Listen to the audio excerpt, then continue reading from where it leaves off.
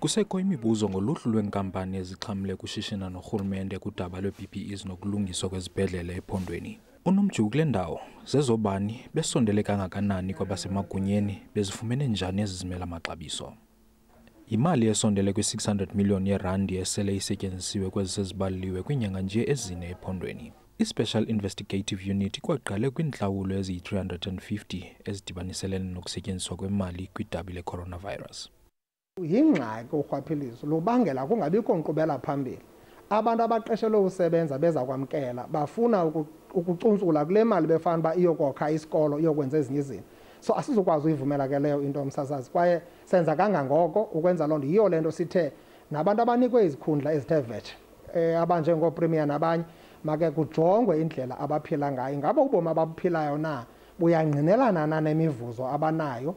Ukhala ojongene nentsebenzo kaRhulumente i-Public Service Accountability Monitor ithi makuthathwe amanyathelo.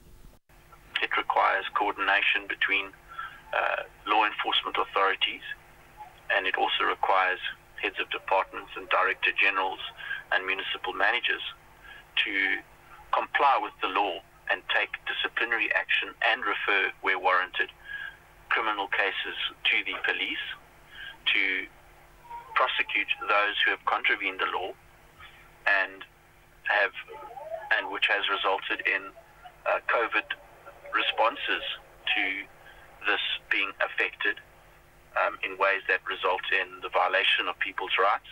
Isebe lezezimali ephondweni lithi liyakhele umkhanyo le meko.